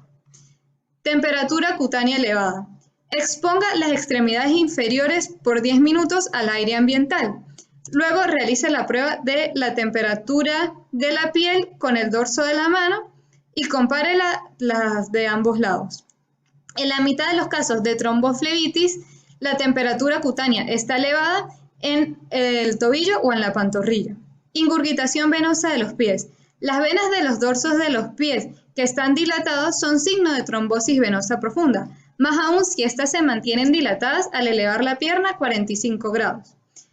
Signo de Pratt. Es la presencia de 3 venas dilatadas sobre la tibia, ya sea por debajo de la rodilla o por arriba del tobillo, a las que se le denominan venas centinelas y que se mantienen distendidas al elevar las piernas 45 grados. Signo de Loube. Es frecuente el dolor en el trayecto de la vena trombosada al toser o estornudar. Hipersensibilidad local. Se realiza palpación a lo largo de la pierna en los distintos segmentos para determinar las zonas específicas en las que hay hipersensibilidad, como en la región profunda con respecto al tendón de Aquiles en el surco entre la tibia y el peroné, palpación bimanual del músculo sóleo en la parte más gruesa de la pantorrilla, que es producida por los músculos gemelos, palpación de la fosa poplitea, los músculos aductores en la parte interna del muslo, palpación de las venas femorales por arriba y por abajo de los ligamentos inguinales y exploración digital del recto en busca de hipersensibilidad de las venas ilíacas. Comparación entre signo de Bancroft y signo de Moses. Esta maniobra consiste en comprimir la pantorrilla contra la tibia y comparar el dolor resultante con el ocasionado al comprimir de forma transversal los músculos gemelos desde la tibia a ambos lados de estos. Signo de Lowenberg. Para este se necesitan dos manguitos de fingomanómetro que se colocan al mismo tiempo en las pantorrillas y se insuflan simultáneamente. En este caso, la demostración se hace solo con un manguito. La pantorrilla más sensible es el lugar de trombosis. La mayoría de personas toleran hasta 180 milímetros de mercurio. El signo de Ramírez. En este, el paciente está en posición de cúbito supino con las rodillas flexionadas ligeramente y el manguito del esfingomanómetro se coloca por arriba de la rodilla. Se insufla 40 milímetros de mercurio y la zona donde haya dolor será el sitio de tromboflebitis. Si se deja 5 minutos la presión, la intensidad de dolor va a aumentar, pero al detener la presión, el dolor desaparecerá con prontitud. Signo de Lisker. Consiste en la percusión de la superficie subcutánea de la tibia en relación de la parte medial de la cresta. Se percute con la punta del dedo flexionada y con una fuerza similar a la utilizada en la percusión del tórax. En cerca del 65% de los pacientes con trombosis profunda presenta hipersensibilidad ósea. Como no se produce en afecciones lumbosacras, el dolor óseo es un signo diferencial de trombosis, ya que en ambas el signo de Hohmann es positivo. Y la técnica de Peabody sirve para determinar el espasmo que ocurre en la pantorrilla ocasionado por la flexión intensificada del pie. El paciente se coloca en posición supino y el examinador coloca sus pulgares en la planta de los pies al nivel del segundo metatarsiano. Al elevarse, se tiene que hacer una presión que permita que los pies se eleven 50 centímetros de la cama. Con los malleolos elevados y en contacto entre sí, deben estar en contacto también las cabezas distales de los primeros metatarsianos. El espasmo de la pantorrilla va a ocasionar que los metatarsianos ipsolaterales se bajen. Gracias por su atención. Mi nombre es Franklin Chacón y yo voy a hablar sobre las venas varicosas. Primer punto, introducción, definición y abordaje de las varices. Las venas superficiales son normalmente visibles bajo la piel en las cuatro extremidades, sobre todo en el dorso de las manos y los pies. En el resto de la extremidad se pueden apreciar fácilmente en personas delgadas y de piel clara, en especial en la posición de pie, como cordones aislados en un trayecto recto y paralelo al eje longitudinal del miembro. Como se puede percibir en la siguiente imagen, si las venas subcutáneas se dilatan y alargan, constituyen las denominadas varices venosas, que adoptan específicas direcciones serpenteantes en el tejido celular subcutáneo y aumentan desmesuradamente de tamaño cuando la persona se pone de pie. Este aumento de tamaño se debe a la incompetencia de las válvulas venosas a raíz de la dilatación de las venas, que permite el reflujo de la sangre por acción de la gravedad. Estas se definen como venas dilatadas y tortuosas que miden más de 3 milímetros de diámetro. Venas varicosas de los miembros inferiores. Las varices de estos miembros inferiores constituyen la afección vascular periférica más frecuente. Su desarrollo tiene una importante carga hereditaria y se observan preferentemente en las mujeres, en especial en aquellas que han tenido varios embarazos, personas obesas y personas que deben permanecer de pie muchas horas del día. Cabe destacar que en el tórax y en el abdomen las venas normalmente no se visualizan. La dilatación y elongación de los trayectos venosos en estos territorios son consecuencia de la obstrucción de venas profundas. Ahora bien, las venas varicosas son un problema clínico importante y no solo cosmético debido a su naturaleza desagradable. El problema surge porque las venas varicosas representan en realidad insuficiencia venosa crónica subyacente, con la consiguiente hipertensión venosa. Esta hipertensión venosa conduce a un amplio espectro de manifestaciones clínicas, entre ellas los síntomas de los hallazgos cutáneos, como varices, venas reticulares, telangiectasias, hinchazón, decoloración de la piel y ulceraciones. Siguiente punto, el cuadro clínico. El paciente acude al médico por razones estéticas cuando las varices son indolentes, o por experimentar sensaciones de fatiga y pesadez, calambres, prurito y ardor con subedema o sineste, que empeoran con el ortostatismo prolongado y mejoran en decúbito, sobre todo elevando la extremidad, y en tiempo frío, a causa de la vasoconstricción venosa. Es así como se establecen 4 tipos morfológicos. Se aprecian las imágenes de ejemplo. El primer tipo es serpentinas en ovillo. Son las más frecuentes y se sitúan casi siempre en la pierna.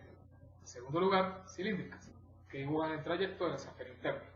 En tercer lugar, saculares o aneurismas venosos. Son en forma de dilataciones como lagos. Estas son frecuentes en la desembocadura de la safena interna y se pueden confundir con la hernia pleural. Otras veces aparecen dilataciones saculares en rosario, siguiendo el trayecto de la vena. En realidad, esto constituye el equivalente venoso de los aneurismas alveolares genuinos. Cuarto punto. Variculares en forma de estrellas venosas de Bill, penacho o líneas de color rojo vivo o azuladas. Estas son subdérmicas. Se van a localizar en la cara externa y posterior del muslo, hueso popliteo y pierna. Son frecuentes en mujeres o también en adultos con varices de la safena interna, externa u obstrucción de la vena cava. Asimismo, atendiendo a su causa, las varices pueden ser idiopáticas o esenciales, o flebíticas por comunicación arteriovenosa y postoperatorias. Siguiente punto, diagnóstico. El diagnóstico debe realizarse primero por métodos clínicos. Hay que recordar que la anomalía se presenta en los miembros inferiores, en el sistema profundo, el sistema comunicante y las venas superficiales. Estas últimas constituidas por el sistema de la safena interna y el sistema de la safena externa. Las que obedecen a la insuficiencia de la vena safena interna se encuentran en la cara interna de la pierna, rodilla y muslo. La safena interna nace en la vena dorsal interna del pie, pasa por delante del malleolo interno, remonta la cara interna de la pierna, rodilla y muslo para ir a desembocar al nivel del pie inguinal, en la vena femoral, formando un arco denominado callado de la safena interna. Posteriormente, las correspondientes a la safena externa se encuentran en la cara externa y posterior de la pierna. La safena externa nace en la vena dorsal externa del pie, remonta por detrás del malleolo externo, sigue por la cara externa y posterior de la pierna y va a desembocar en la vena poplitea, a nivel del rombo popliteo.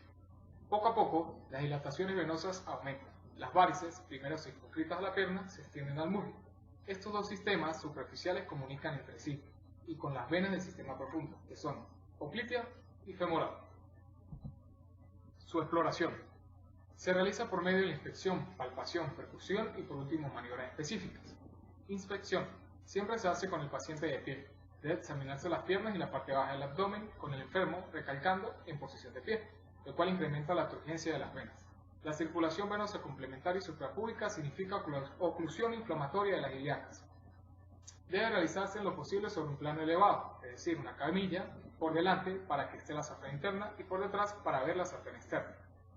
Se observan los trayectos venosos, la circulación colateral y la presencia de estrellas venosas, que es el signo de aumento de la presión venosa. Al explorar a un sujeto con insuficiencia venosa, se inspecciona las extremidades del pie en búsqueda de venas dilatadas y tortuosas y de cambios en la coloración, ya que el tono ocre es distintivo de este problema. Segundo punto, la palpación. Se palpa a lo largo de los trayectos venosos, que a veces no son visibles pero sí palpables. La incompetencia valvular de la safena interna puede detectarse con una maniobra palpatoria, que consiste en apoyar las yemas de los dedos 2,5 centímetros por debajo de la desembocadura de la safena. Esto permite percibir un frémito cuando se hace torcer al paciente. Tercer punto, percusión o maniobra de Schwartz. Se explora con el paciente de pie, apoyando los dedos de la mano izquierda sobre el paquete varicoso. Se percute con el extremo superior de la safena el dedo medio derecho. Cuando hay incompetencia valvular, la corriente es retrógrada y los dedos de la mano ubicada más abajo perciben ese impulso. Siguiente punto, maniobras específicas. Existen estudios clínicos que sirven para establecer el diagnóstico. Las pruebas funcionales o maniobras específicas permiten evaluar la competencia valvular, la contracorriente de las venas superficiales y la permeabilidad de las profundas. Constituyen un paso fundamental para determinar su tratamiento. Pueden dividirse entonces en dos grupos. Primero, grupo A y grupo B. El grupo A son los que evalúan los puntos de fuga, es decir, de flujo desde el sistema venoso profundo hasta la superficial por los callados y las comunicantes insuficientes. Y grupo B son los que determinan la permeabilidad del sistema venoso profundo. Dicho esto, las venas superficiales se exploran por la prueba de Brody-Trendelenburg, las comunicantes por la de Trendelenburg doble, las profundas por la de Perthes, y se puede hacer la prueba de Hegel y Anderson para complementar la exploración de la safena externa. La metodología de interpretación se describe a continuación. Primera prueba, Brody-Trendelenburg. Como se observa en las imágenes, con el paciente en decúbito dorsal, el examinador levanta el miembro inferior extendido para vaciar las venas. Después de esto, se coloca un lazo bajo la desembocadura de la safena interna. Se indica al paciente que se ponga de pie y se suelta este lazo. Si ocurre relleno venoso súbito, se demuestra incompetencia valvular de la vena safena interna, es decir, prueba de Brody-Trendelenburg positiva.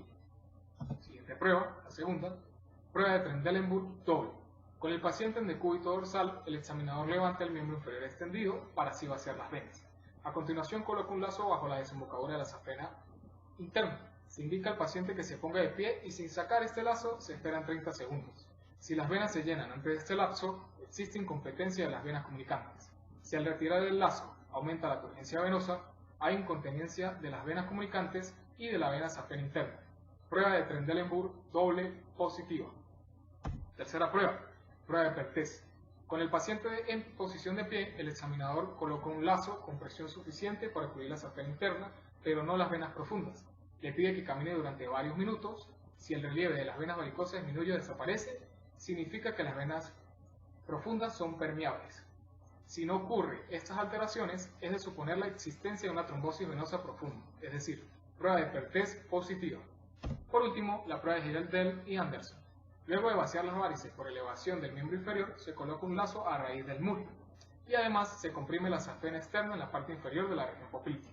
Se indica al paciente que se ponga de pie y sin dejar de comprimir este lazo con la safena externa, se retira el lazo. Si las varices siguen vacías, la safena interna es normal. Si al retirar la mano de la región poplítea se distienden, se demuestra incompetencia valvular de la vena safena externa. Prueba de Hegel y Anderson positiva. Gracias. Mi nombre es María Castellanos y yo le voy a hablar sobre los exámenes complementarios al sistema cardiovascular. El primer examen complementario es el electrocardiograma. ¿Y qué es el electrocardiograma? Bueno, pues es aquel que se encarga de medir la actividad eléctrica del corazón mediante unos electrodos que van conectados a un electrocardiógrafo. Este se usa para obtener el diagnóstico preciso de ciertas enfermedades coronarias. El electrocardiógrafo, como lo podemos observar aquí, nos emite un papel de registro, que es un papel milimetrado que tiene unos cuadros que miden 1 milímetro de alto por 1 milímetro de ancho. 5 cuadros pequeños conforman un cuadro grande, que horizontalmente nos miden el voltaje, es decir, que 1 milímetro corresponde a 0,01 milivoltios y verticalmente nos mide, es decir, que 1 milímetro equivale a 0,04 segundos. Ahora vamos a ver cómo se conectan los cables y los electrodos del electrocardiógrafo a una Para las derivaciones de los miembros vamos a utilizar el cable RA que va en el brazo derecho, en la muñeca derecha. El cable LA que va en la muñeca izquierda, en el brazo izquierdo. El cable RL que va en la pierna derecha, en el tobillo derecho. Y el cable LL que va en la pierna izquierda, en el tobillo izquierdo. En cuanto a la ubicación de los electrodos, tenemos que aplicar su respectivo gel y tenemos que B1 va ubicado en el cuarto espacio intercostal en la línea paraesternal. B2 va ubicado igual en el cuarto espacio en la línea paraesternal, pero del lado izquierdo. B3 va ubicado entre B2 y B4. Para eso vamos a ubicar a B4, que va en la línea media clavicular en el quinto espacio intercostal. Y B3 entonces iría entre B2 y B4. B5 va en la línea axilar anterior. Y B6 va en la línea axilar media.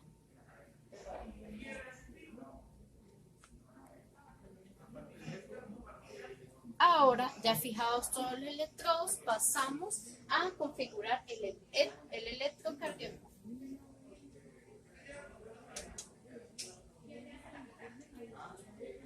Lo encendemos.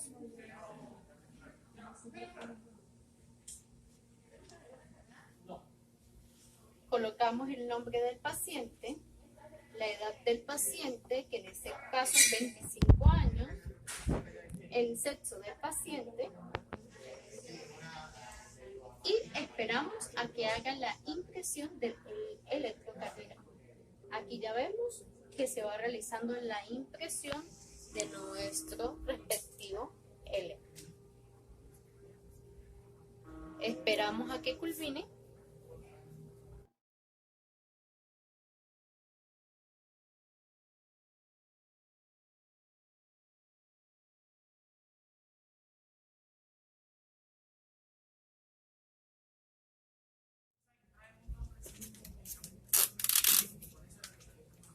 Y ya tenemos listo nuestro electrocardiograma.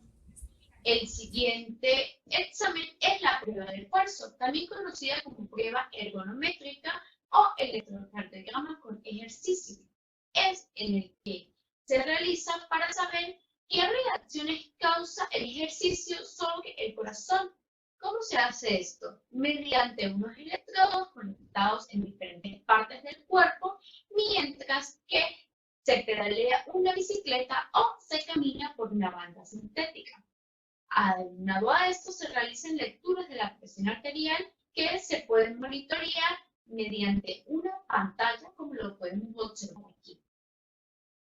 El siguiente examen complementario es el rayos X de tórax, que nos da la valoración del tamaño del corazón, la morfología, la vascularización pulmonar y tiene distintas correlaciones. Anterior posterior, oblicuo anterior izquierda, oblicuo anterior derecha, lateral izquierda. Y es el primer procedimiento que se realiza para una enfermedad cardiovascular.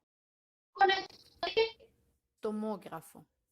El siguiente examen complementario es la tomografía axial computarizada, que es un método neurológico donde se introduce al paciente en un escáner que crea imágenes detalladas del corazón y de los vasos sanguíneos, como lo podemos observar aquí. El siguiente examen complementario es la resonancia magnética, que es un examen imagenológico donde se utilizan imágenes y ondas que nos crean imágenes detalladas del corazón en lo que es denominados cortes, que podemos observar en múltiples planos.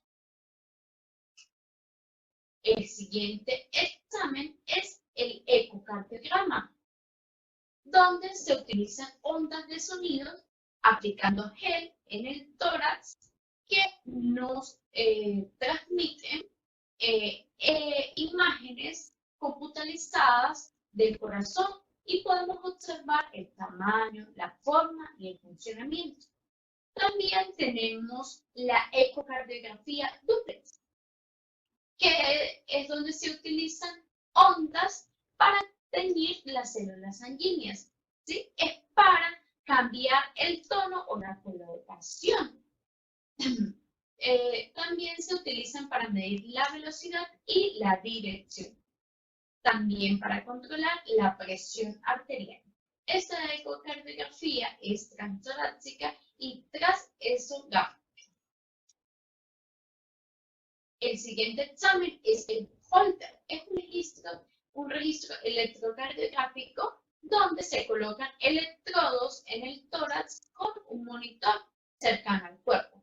Este estudio comúnmente se realiza solamente por 24 horas cuando la persona realiza sus actividades normales, es decir, las actividades que hace siempre en su día a día. El siguiente examen es el MAPA, o conocido como monitoreo ambulatorio de la presión arterial. Es, al igual que el Holter, un examen muy corto, con una duración de 24 horas. Y es un método no invasivo, solo la persona carga su brazalete y su grabadora que graba toda la información que obtuvo durante las 24 horas. El siguiente examen es el cateterismo. Este sí es un método invasivo que se utiliza con finalidades diagnósticas y terapéuticas. Se realiza mediante la inserción de un catéter que avanza hacia las estructuras cardíacas, generando detalles precisos de esas estructuras cardíacas. Inicialmente se utilizaba para conocer los detalles anatómicos del corazón y para tener bases fisiológicas de esto.